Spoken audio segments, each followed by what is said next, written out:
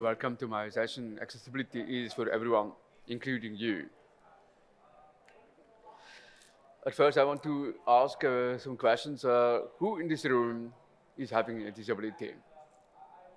Okay, one person. So, who in this room used to have a disability, maybe cured from illness or something like this? Okay, nobody. One person. So, about me, I'm deaf since my birth. I have two cochlear implants. That means basically I have implants that go directly into my inner ear and put the signal input, the sound, directly on my hearing nerves, bypassing the middle ear. So it goes into my brain and hence interpreted as sound. So it's just a very short version of it. Of course, it's a bit more complicated. It's, of course, also not as sophisticated as your hearing, basically. I can't hear you as well as I was hearing. I'm still deaf, but also I do not speak any sign language. If you want to try sign language on me, it won't work because I've never learned it, even though I'm deaf since my birth. I am a co-founder of two national associations for the deaf in Switzerland. The first one I founded in 1994, so that's almost 30 years ago now in October, and have been a board member of three national associations also for the deaf, and have been an activist for not just deafness, but also for disabled people for more than 25 years. So just a disclaimer first, I can't speak for everyone, of course, not even for the deaf people, because some deaf people do use sign language, and since I never learned it, the reason is just because my mom also is disabled.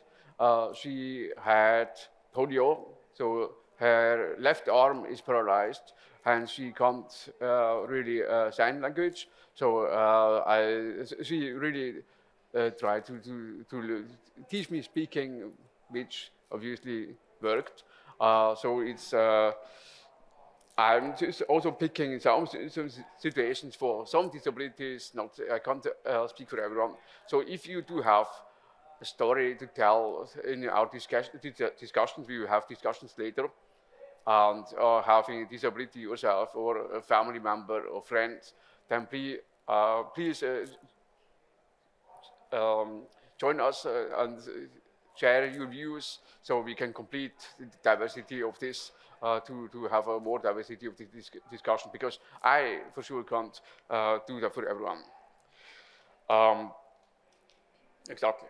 So, agenda. How do you profit from the disabled? Innovations from driven by the disabilities. I will show you that too, and how you can actually contribute to help everyone, and the discussion. So at first, who likes to be discriminated? Any views maybe? So what do you think? Who likes to be discriminated? There is actually a group of people who really wants to be discriminated. The privileged. Is actually, if you are privileged, you actually try to be accept a part of the others, to have a dichotomy view of others, and to have a distorted worldview of it. Actually, to actually want to be set apart from others. This is something that we all have shared. If we are very honest, we have this. We want to be apart from others. It starts with nationalism, with countries like this. We have also this idea of first world, or second world, and third world. It's exactly like this. But it goes also deeper in history. Actually, I'll show you later that we have this dichotomy view of the world throughout the history. And it's not easy to do this. And if you want to equalize everyone, basically, if you do not lose any rights, you just get equalized. It can feel like you're getting oppressed.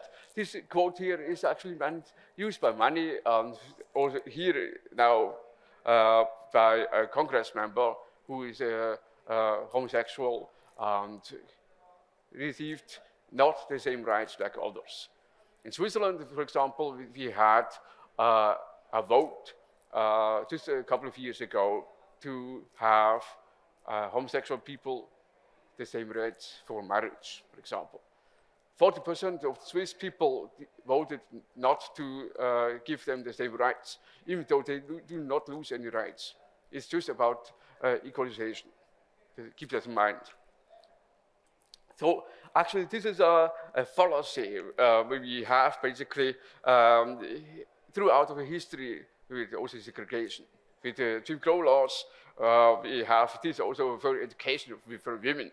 Women were for a long time not allowed to go to university to complete their master's degree or even a PhD, to become doctors, the same thing. When the men heard first about women to try to do a PhD, women were opposed. They had to face resistance. Men did not lose any rights. They still could complete their PhD, but women can't. This is actually the same thing. Same thing with suffrage.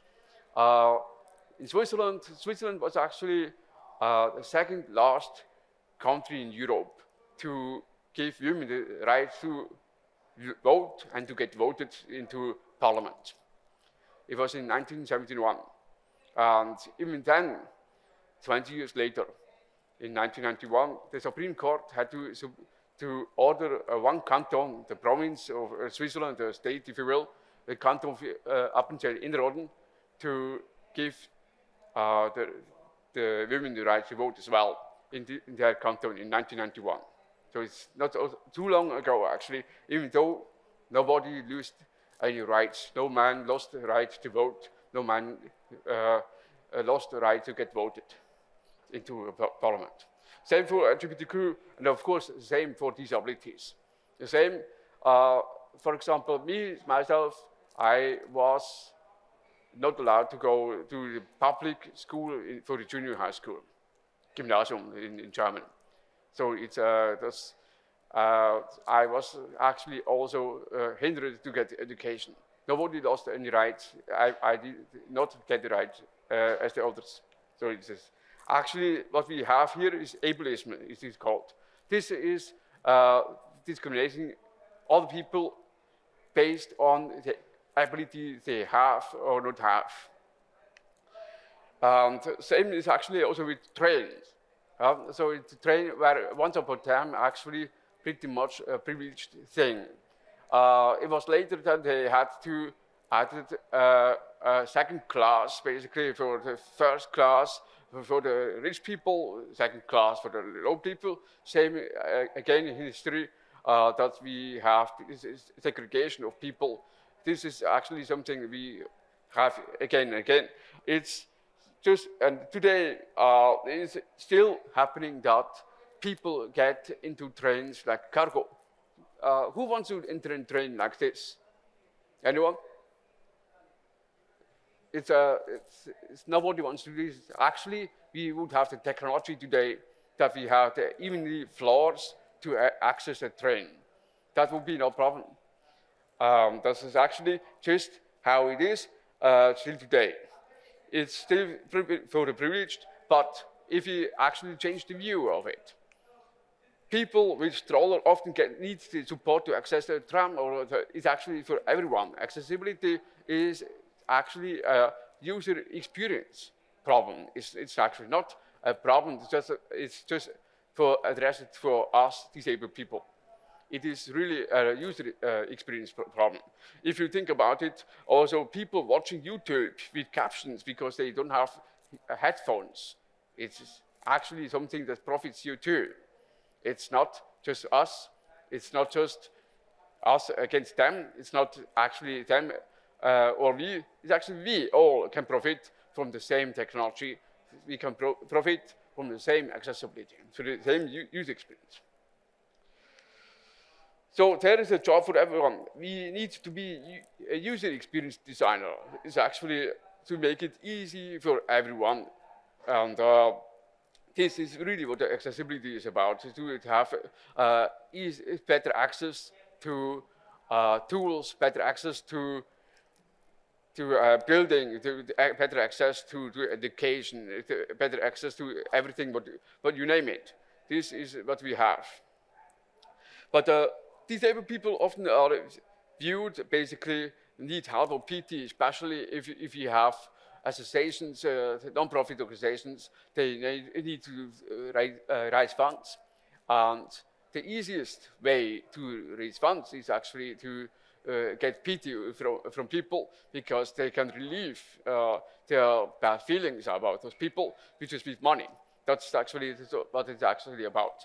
So we also are often viewed as expensive, but also time intensive. But are we really this? If you think about it, what we are not seeing, actually, if you also turn the view again, we might be actually your next customer, we may be your next loyal customer. And if you, as a company, as a salesperson, or as a just someone that sells us products too, we might be actually a loyal customer to you. And you will see later that we a significant portion of the population is actually disabled, has a form of disability. So we are a business target. We are also connected to each other, and believe me, if I know a restaurant that is quiet, my friends, disabled or not, will know about it, because I'm going there. I will be there, take my friends to this restaurant, because I enjoy this restaurant better, because it has a better acoustics. It also will improve your investment. For example, if you have a website, this website is accessible for blind people, for screen readers, then you also will profit from it. And the cost we'll have for this is actually not so big. It's really something that you additionally also have, additionally you can sell to people. It will also improve our lives, like I said before, with captioning, basically. Captioning, basically, is just a technology that originally was invented for the deaf. But as I'll show you later again, it's actually also a business today. And you have been disabled too. You were not able to eat yourself at once. You were not able to drink yourself. You get the idea, you are a baby, a toddler, a kid too. This is actually exactly what a disability is. Actually, just not to be able to do something, actually. So everyone in the life is not able to do. You might also not able to do something again, even you get in an accident. If you have an illness, you have a struggle for a baby because you have to go to stairs up. If you are old and you need walk support, for example, or you need to get a hearing aid because your ear is deteriorating, or if you just need glasses, basically, technically speaking, this is also a disability. It's not viewed as a disability today because it's just glasses, you wear it, it could be fashion, but it still is actually, strictly speaking, is also a disability. So the invention of the wheel was definitely revolutionary, right? But only few people know it actually was for a wheelchair. I mean, of course, I can't prove that, of course, but oftentimes stuff that actually were invented for people were because we wanted to support our next of kin. We wanted to support family or friends. And it's the same for the telephone, for example. The telephone was also invented by Alexander Graham Bell, who actually wanted to have a device that helped a friend of him to hear. So it was influenced by the idea for the hearing impaired. So the telephone actually has a lot to do also with disability, for example. Hearing aid technologies also advanced acoustics. If you think about it, we have hearing aids that have to be fit the place behind the ears, a microphone, batteries, loudspeaker, and what we use today too is of course the cell phone. The cell phone has basically a lot of this technology we had used in the past at least implemented here as well. So you, I assume all of you have a cell phone in this room also profiting from this. Accessible apartments, if you buy an apartment, you also will profit from this if you realize it has an accessible shower, for example. This also means a spike in your apartment because if you get disabled at once, maybe broken leg, for example, then you might be happy to have a shower that is actually accessible.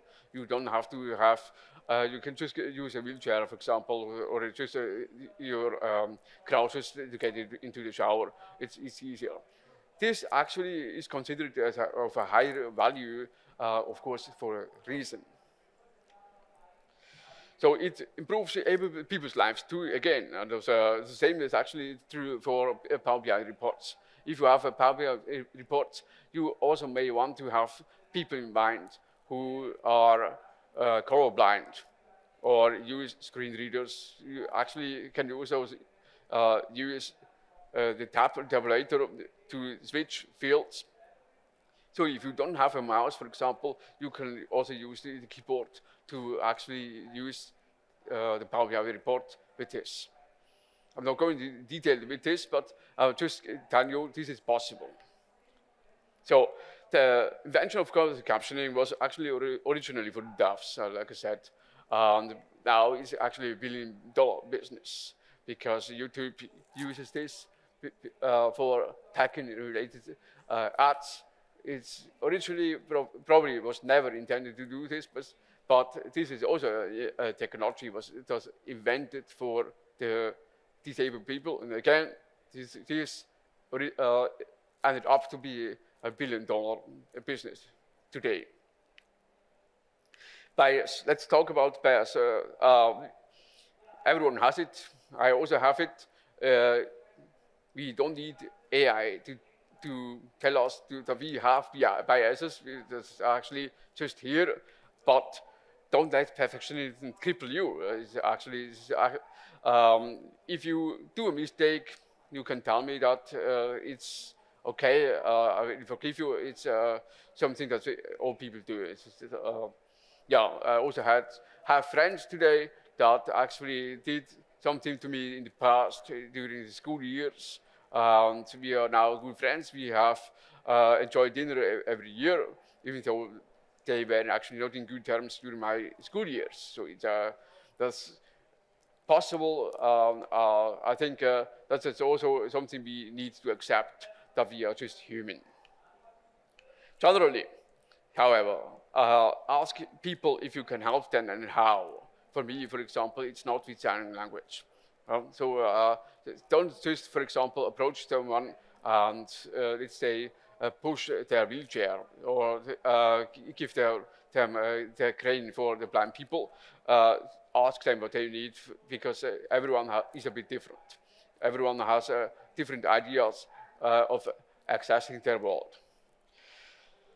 For me, it means also make use of closed captioning. Like this, it's actually built in with PowerPoint, so it's very easy to use. It's not perfect, but if I'm sitting here, especially in this room, which I did all week with this bad acoustics here, it does really help me to understand what you are saying. It relieves me also from not getting so tired, because sometimes in the evenings I was extremely tired and exhausted. So I would have been really, really happy to have at least some pointers, what you said, on the screen. Make use of user experience design. It helps really everyone. It's not just me or them or everyone. not every disability is visible, so keep this in mind too. There are people, for example, they are having dyslexia, for example, in the DI corner, if you go there, over there, Bill Gates is hanging there. Someone from Virgin Enterprise, the CEO of the Virgin Enterprise, I forgot his name. He also is dyslexic. The actor of Harry Potter, Daniel Radcliffe, is also having a disability, but you don't see it. It's for everyone. Again, here it's actually much more people having a disability than you think. It's not just for the people that are visibly disabled, but a lot of more people. Keep in mind, we also may be your next customer. We may be more loyal than most because, of course, you stand out as a company. You will stand out as a service provider. You will stand out to keep people with disability as well. So it's accessibility with website is really not a luxury, for example. For me, in my case, it means just having closed captionings. Use YouTube and you have closed captionings, for example. Accessible Power BI reports is business too, in my opinion, because just like I said, with accessible apartments, you will have more value in those reports as well. So the impact of discrimination what you have here is really education, social life, work, family, and of course in the end also economy. Economically, if you discriminate people, it will also economically hurt you in one way or another. That's something many people actually forget. So, according to the World Health Organization, about 16% of the world population is having a significant disability. That means the real number is actually higher. The reason is, like I said, it's also a political thing, actually. It's, some countries want to keep their disability rate low because it means they would have to pay less insurances for people that are disabled, like for me for cochlear implants, or people that actually are having with specs, use glasses, they're actually falling out of the statistics. People that are not in the workforce anymore because they are retired, they also usually fall out of these statistics as well. It's actually much more higher. It's estimated by some experts that it is up to like 25% of the people are really disabled. So it's a very high number. So I want just to name some personalities with disability. The US President, Roosevelt, he was actually having legs that were partly paralyzed.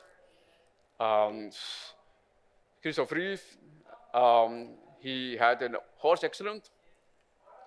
Stephen Hawking, you know, he had ALS. You probably know Stephen Hawking as well. Celine Dion, a couple of years ago, she actually announced she is having a stiff person syndrome, which means that she will eventually probably end up really stiff, can't really move anymore. And we have Michael J. Fox, who had Parkinson ever since he turned about 40. We have Alex Zanardi, a kart racer, who had to amputate both his legs after an accident, and he drove also races after the accident. So with prosthetics, he was still able to race. Actually, it's really amazing. Stevie Wonder, he was blind, but he was not blind that way. He was actually got blind just shortly after birth. So he had an infection. So yeah, and Peter Dinklage, who has a form of dwarfism. So if you actually were spotting this, maybe everyone on this list, but one was actually not born that way. They received their disability late in life, except for Peter Dinklage. Of course, for example, Michael J. Fox, he was born that way, but he gained his disability late in life. Yeah? So again, who in this room has been disabled once? Yeah, much more people, right? So I invite you to discuss this a bit. Maybe another person you know that's famous, or how to receive this. Please, maybe share the microphone and any inputs. Hi. So I'm autistic and I've got four neurodivergent children. So this speech was very, very interesting and important to me. And everything Kay says is correct. Accessibility is just, it should be part and parcel, the foundation of everything we do, especially design and UX. And I can talk about it for hours, but I won't because it is Kay's session. There you go. No. Anyone else? Please engage. I'm inviting you also non-disabled people, of course, because we are all part of our lives, not just disabled people. Okay. Yes.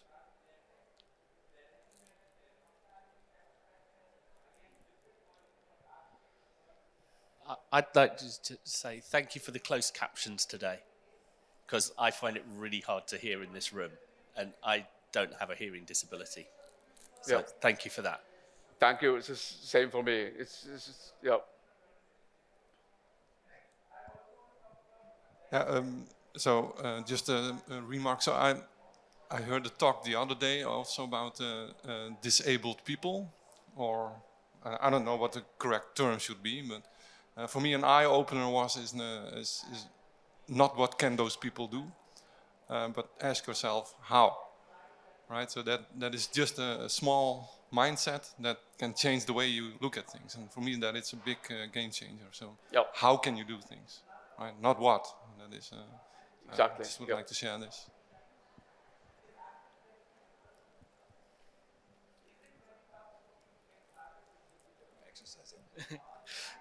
So yeah, mine's not a physical one. I'm diagnosed with OCD. So again, just at conferences like this with certain facilities and things that I know where it's a bit more of a kind of, there's a safety net or something, makes coming to this a lot easier. So Exactly. Yeah. It's also an umbrella thing. For example, the reason why we have on our badges the tag he and him is not to force people actually, but to embrace people, to have an umbrella to them, also give the possibility to have a they and them. This is really the umbrella thing, actually. It's something that protects everyone. That's actually also an idea of inclusivity. Yeah. Okay. So I would say the idea is to really improve user experience for everyone. I mean, user experience, it's not just for the non-disabled, but really for everyone. It's, I said this, it's not for them, for us, for all. We really have to have this mindset. It's not to set us apart, to have this segregation. Also, I think I really made the point. We actually made disabled at least in some phases in our life. So it's something that we have to embrace as well for everyone. Just to give you another example, if you have a fire alarm and someone asked some weeks past why actually the fire alarms or not just something that we could pull and lever, basically, that would be much more protected in a way that people don't bump into a bus, push the fire alarm. So just actually you really have something that is a bit more this. And the reason why it is a button to push is it's more accessible. It's something that you just have to push it. A kid can do it. Someone that actually is smaller can do it. A small person can do it. A kid can do it. And it's better to have a fire alarm once too many times than once too less, right? So we can save lives with that. Accessibility is actually just one idea of a user experience. Actually, you should also accept the idea that the user experience is basically embracing the idea of accessibility. It's really part of it, in my opinion. We should not distinct this as, again, them and us, but actually something, we have an umbrella term for it. So, in my opinion, we should really make it the point that the user experience is something that helps everyone. So I want to close this maybe have another discussion about this with those words. Helping us can mean that you're helping yourself actually in the future as well. If you have an accident, if you have an illness, you will be in the same position like we are today, the disabled people. So keep it in mind that actually, if you have a user accessibility for other people, someday, I hope not, of course, it might also something for you yourself. It's a kind of an insurance for you because you will be included as well in future. Thank you.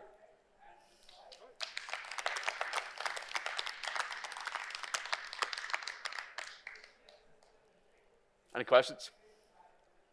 Or any discussions? We have still some time. Hello. Not a question, but we've got a couple of thank yous from online. Thank you for popping up the closed captions. The online people are really liking that. And also thank you for mentioning that not all disabilities are visible. I've seen that an awful lot, that people get shouted at and heftily discriminated from things that they can't deal with. People who sometimes need mobility aids who are walking get an awful lot of grief for that. Yeah, I think you have to repeat it. Sorry. Yeah. Sorry. So the feedback was, first of all, lots of thank yous for the closed captions for the talks from online. And let me see that last comment that you... Thank you for not all disabilities are visible. Thank you that not all the, disabilities are visible. So that is also a very important part. Yeah, exactly. Also, personally for me, I think one of the most important things you've said today is that people need to realize that by giving equity, I prefer equity over equality, because we're never going to have equality. We're never all going to be the same size. We're never all going to have the same, but it's about equity. So giving us all the same. I'm not giving anything away by giving people the same chances. So that is one of the other super important things, I think, in that talk. Yep. And the other? No. Thank you. Just a really quick comment. Hopefully it's not irrelevant, but I had a disabled friend a few years ago, and he said to me something really interesting. One of the most important things to him was to be treated normally. So he doesn't like it when people single him out or rush to him to help. He says, if I need help, I will ask for it. And people tend to be very helpful. But just treat me normally. Exactly. Don't see me for my disability. Just treat me like you would any other person. I thought that was a really important point. This is also an interesting point. I mean, helping people can be empowering, right? But it also can be not empowering, because it's up to people to choose when it is empowering, but also to choose when it's not empowering. So actually, if you start sign language with me, it's not helping me at all. It's not helpful.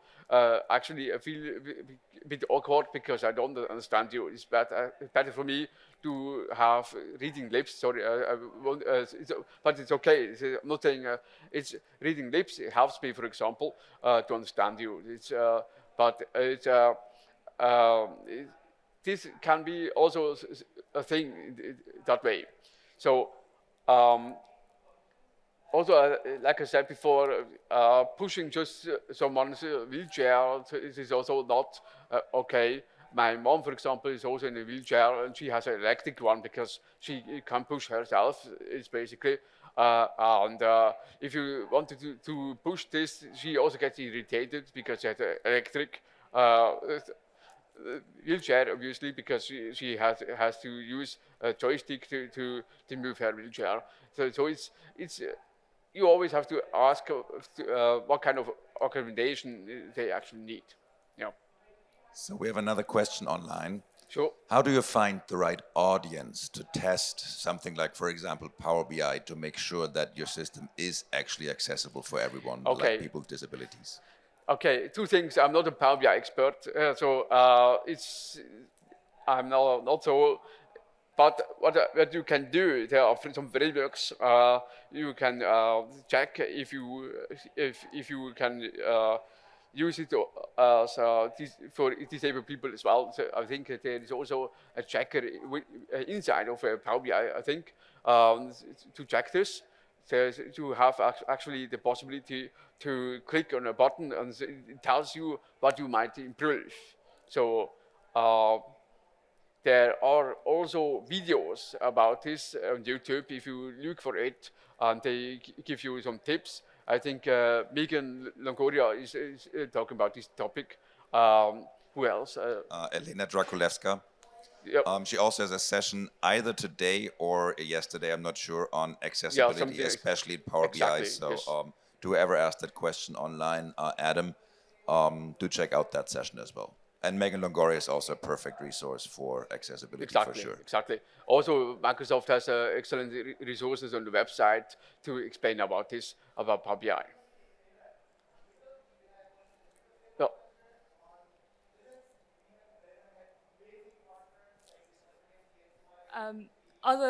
Other learning resources, considering this is what I was doing yesterday. The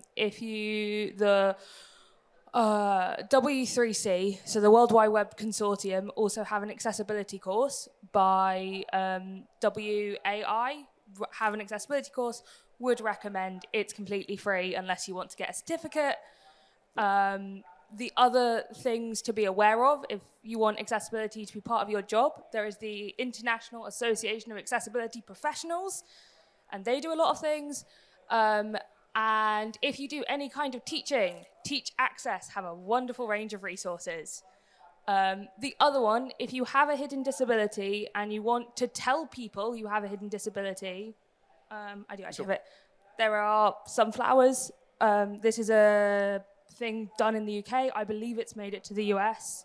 There are sunflower lanyards and cards that tell you, so this on the back of it tells you what I need in a situation. Right. Okay.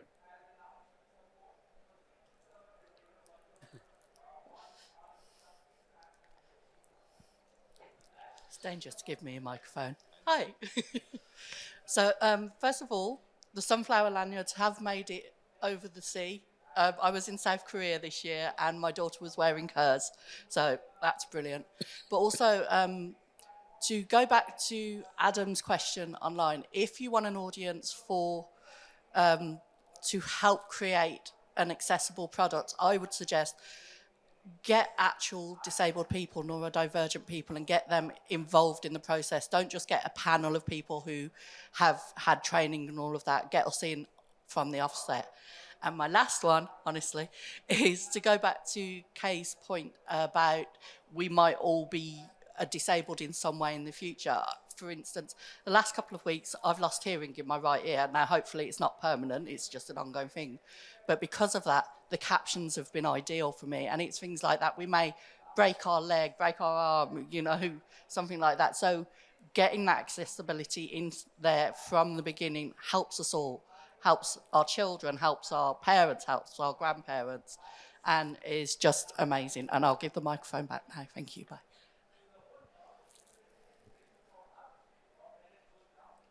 Thank you. Yep.